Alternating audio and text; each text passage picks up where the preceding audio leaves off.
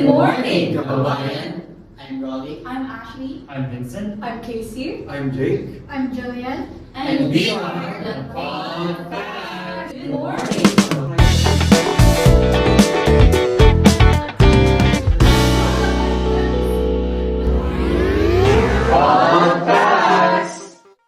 So guys, welcome to our mini talks. So may mga current nga issue nga ito na experience ka rin sa Philippines guys?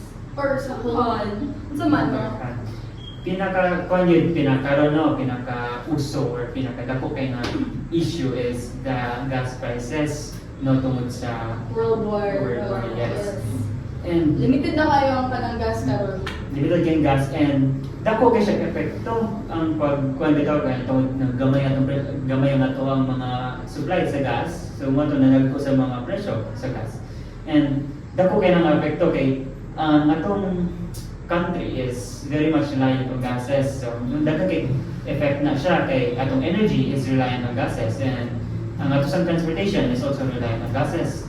So, the rise in gas prices kay dako kay epekto sa atong daily living. Sa mo to sa mga middle class or sa lower class nga sa Exactly. sectors. Using the concept of supply and demand, so as we know, the supply sa gas kay diubos. So ang demand kay may taas. Yes. Meaning ang price ay mo taas. So kinsa mo tong demand? So we as students kay part ato nag-demand sa gas because to get to school, syempre we need to transport, di ba? Need ang musakay transportation vehicles. So atong na tayo mong gid sa ako kay kita ninyo during our senior high school kay ako kay 10 pesos pa man to. Uy, peso sa mga ko na mahal na kayo.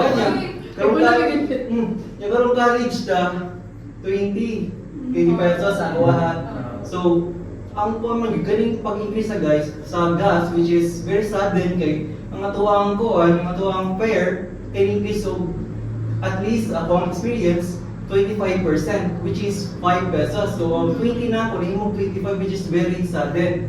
Well, So, at least bintahan na lang ng kanang 25% ra ang increase sa fare nimo. Because actually sa gas prices, ang increase nila is 100%, which is 2 times its original price.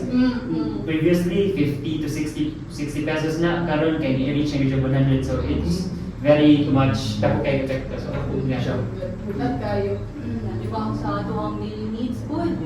Sa una, mga itong grocery store, subuhan ko sa kong mama, padala ko niya 500. Tapos ganang 500, daghan na kayo mong palit. Karoon kay duha na lang ka-items.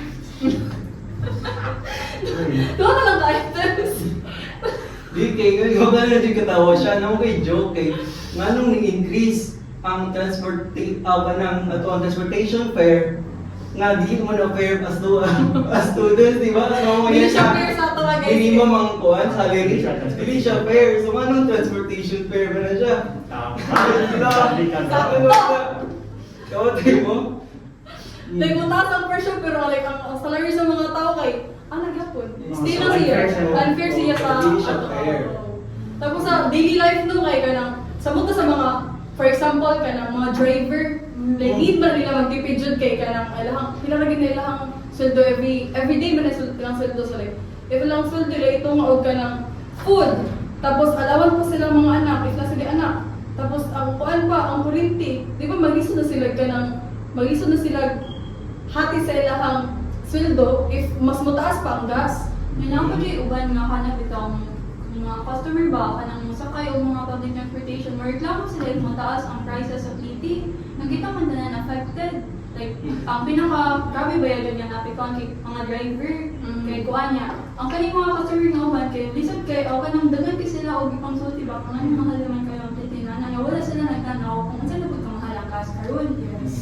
Kuan di hard driver kay nireklamo siya kay taas ang iking presyo sa gas na kay puro kay estudyante na student discount. So akan sige siya.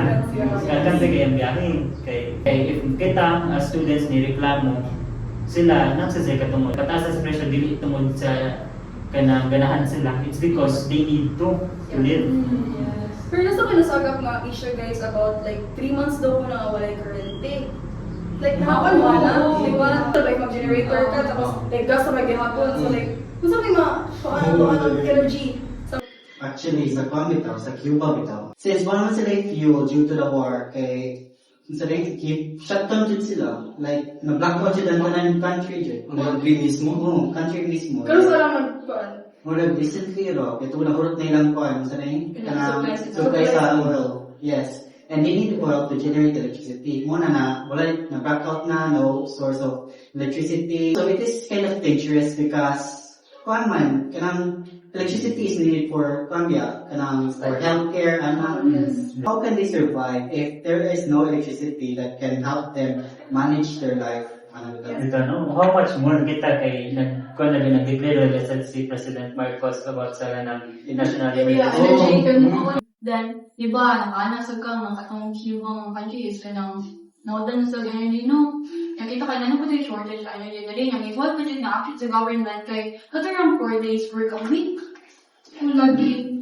So, ang kaning 4 days a week, gi-implement sa government nga 4 days a week rada magtrabaho. Ang advantage na niya is makasave sa fuel, niya sa currency pod, pero dili man pod guro tanan naka-practice pa anak kay wala maglisod guro sila og kuan pa ana og practice og unsaon nila. Ang disadvantage pod ana is mao to.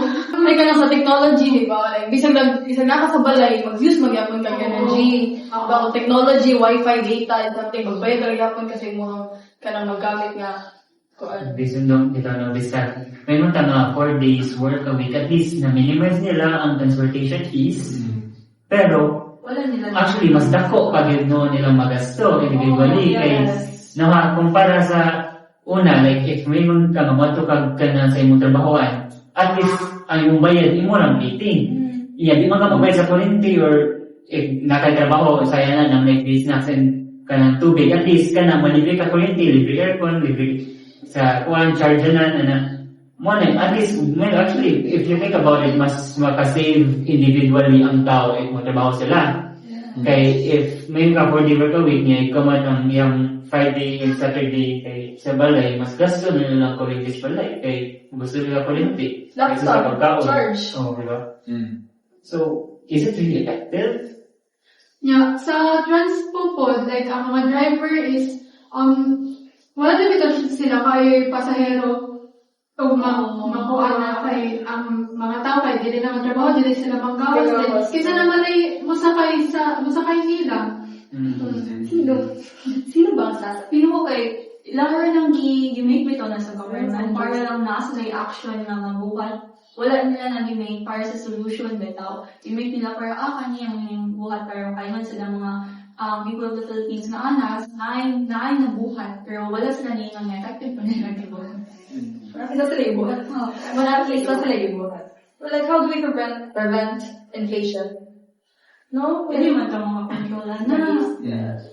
Pero how do we, what do you call that, adapt? Adapt, yeah. How do we adapt? How would we adapt? Sa situation.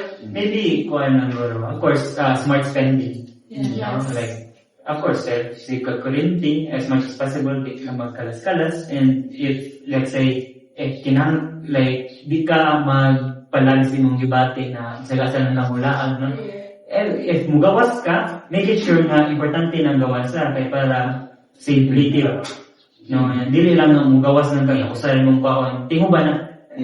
So, smart spending. To add, I worry nga imong efforts ka small kay di mo matter because we are members of the global community. We make efforts, no? As individuals. Individual efforts may seem small. Pero when combined as a whole, it creates a big impact. So, I think if we just put effort into our daily ginabuhat, nang gamay ang current nga itong i-face na inflation due to gas.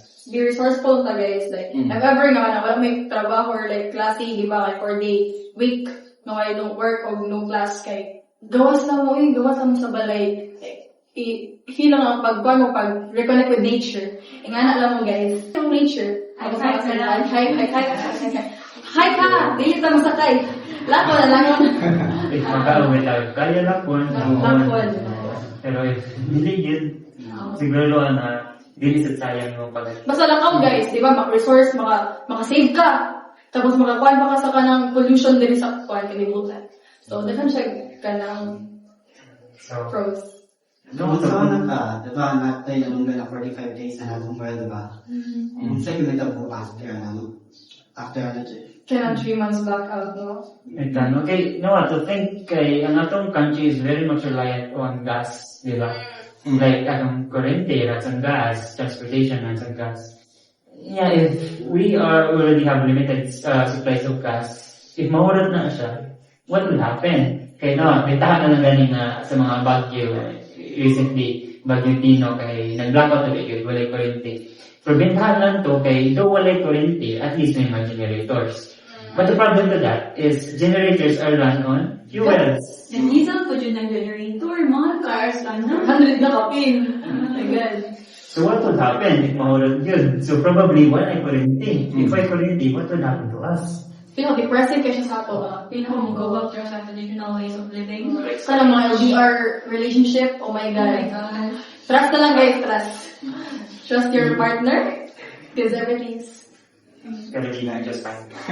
everything's under control. So, dako gyud kay epekto no on World War. No, the World War has a worldwide side effect. So, we gotta be smart with it. Yes, and reminder to stay vigilant guys. And as much as possible, save energy. Yes. Do minimal efforts.